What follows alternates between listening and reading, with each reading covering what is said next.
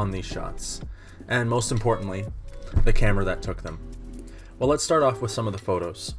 Some of the photos you can see, especially as I get later into the evening, they tend to be a little bit out of focus or a little bit blurry. That's mostly because the film that I was shooting was a 200 speed film, which means that as you lose daylight or you lose any sort of light, the camera needs to stay open longer to get most of the light onto the film.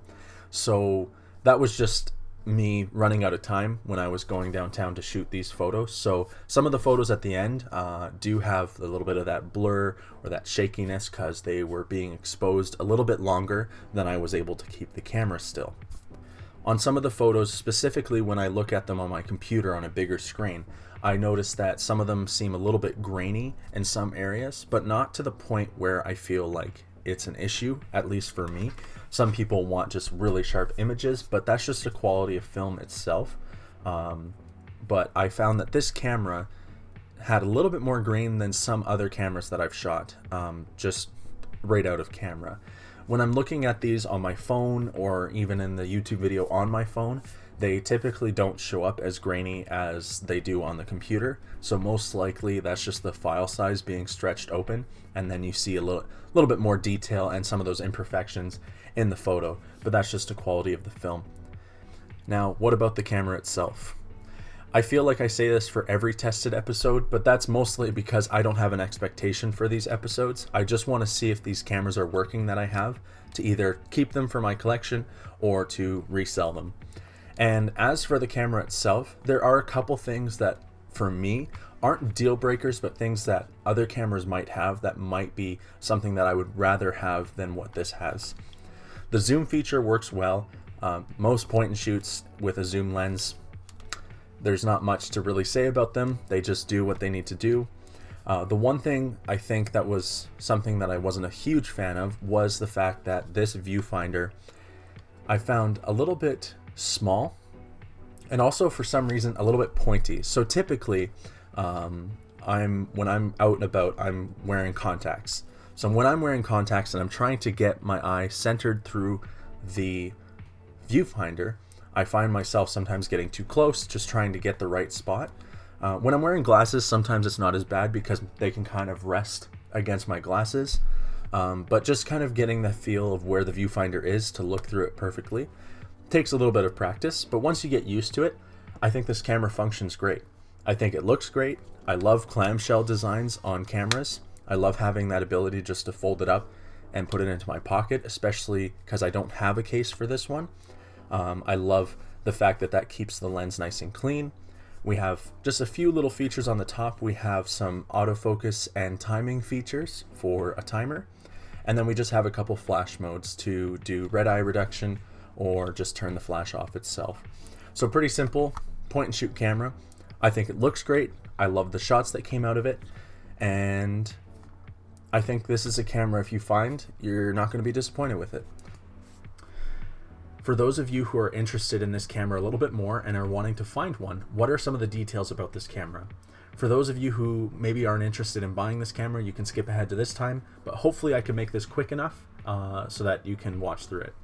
Let's get started right off the bat with the film latch door. Film latch door is on most point and shoots. They might be in different shapes, sizes. Basically, I pull that down, film door opens. When I close the film door, the camera will start to pull the film through, hopefully. And on the top of the screen, you will see this number change from 0 to 1. On other point and shoot cameras, sometimes it will say E for empty, and then it will go to a 1, or sometimes some counters count from the top of the film, and then they count down to tell you how many shots you have left. This one counts up, so it should start at 1 when the film is properly put through the camera. Right beside the film door latch is this little gray button that I can't seem to put my finger on. This button is for the rewind feature of the camera. So when you're getting close to the end of your roll, or if you think you're having issues with the film advancing, you can rewind the film. Now, one quick tip that I wanted to share that maybe not a lot of you know is that on the camera strap that comes with your camera, if it is the one that was originally on the camera, on this part typically for adjusting the slack or to tighten the camera strap to your wrist, on this little piece you'll see this tiny little nub, and this nub you don't want to break off, or I mean, if you do, it's okay. But this is so that when you want to rewind your film, you push this into the button, because it's very difficult to press with your finger or anything that's too big. Or if you use like a toothpick or a pin or anything like that, you don't want to wreck it. So typically this is what you want to use to rewind your film. You just put that into the little thing and you push down, the film starts rewinding. On this camera we have the flash in front here, we have our focusing mechanics here. So this is for our focus at the top, so you want to keep those nice and clean. If you feel like maybe when you get your shots back you're not getting things as clear as you want, check to make sure there's no smudges. On the top, as I showed, you have the screen. When I push these buttons for my flash and autofocus settings and different settings like that, you'll see the LCD screen pop up with different features or different settings that I have chosen. You have your zoom rocker on the side here, beside the camera. I push that back and forth, zoom in and zoom out. One thing to keep in mind for point and shoot cameras that have a zoom lens is that you need to focus the viewfinder. Why do you need to focus the viewfinder? Well, that's because the viewfinder, when you zoom in, is going to zoom in as well. It's going to magnify, so that way when you're zooming in, you know how close you're getting to what you're zooming into. Now, when you look through it and it seems blurry, don't be worried, because your vision is okay. What's happening is that on a lot of zoom point and shoot cameras, on this one it's on the top, this is a little slider to move the viewfinder back and forth to where I can see or focus the viewfinder for myself. So if you feel like your shots are a little bit blurry, don't be worried, or at least if your viewfinder seems blurry, maybe give it a wipe down, but also see if you have a little slider on top. If it's not a slider on top like this, it might be a little tiny knob beside the viewfinder that you can rotate. So that's something to keep in mind as well. Right beside this viewfinder, some cameras have it inside the viewfinder, but this one has it on the outside. So when I push down on the camera to focus, you saw that there was a little red light after I just flashed myself. There is a one for autofocus and one for the flash. When you get the green light for autofocus, that means that you're focused on something and that you're focused on your subject. So then that means your green is go. When you're shooting in the red, it means that the flash is going to go off, or sometimes the flash is charging. You'll have to read the manual to see what each flash or each color means on your viewfinder. On the bottom, we have a tripod thread, so this is perfectly fine to set up on a tripod if you want. And last but not least, if you're trying to load a battery into this one, it's right here. You slide it, it pops open, and then when you load your battery, you just slide it back in.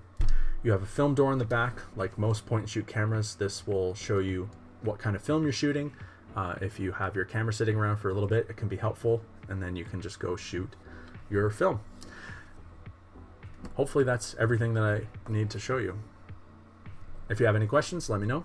There's your trigger or your shutter button, and I think that's everything. So that is all the details you need to know about the Pentax.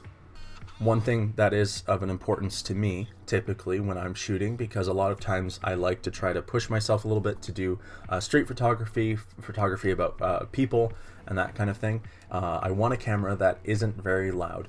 Now, when this camera is loading film or even pulling the film after each shot, it can be a little bit loud, but typically the shutter itself, when you shoot a photo, is fairly quiet. So I'm not going to change anything to the mic levels.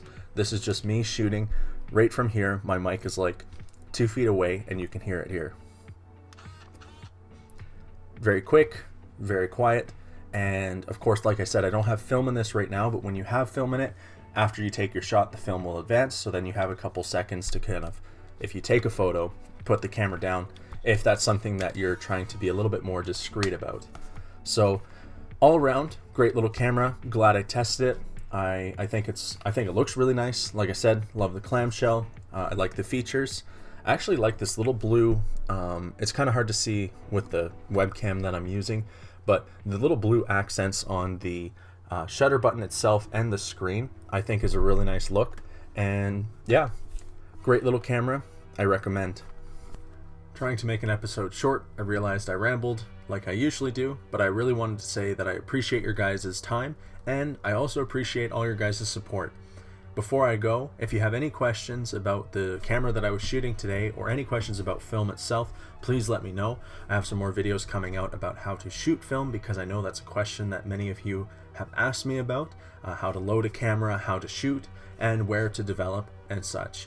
So stay tuned for those videos, as well as check out in the link my Depop store. It's a good way for me to share cameras to you guys if you're interested in buying, and it's also a great way to help support the channel so that way I'm able to make more videos more regularly for you guys. Thanks for watching.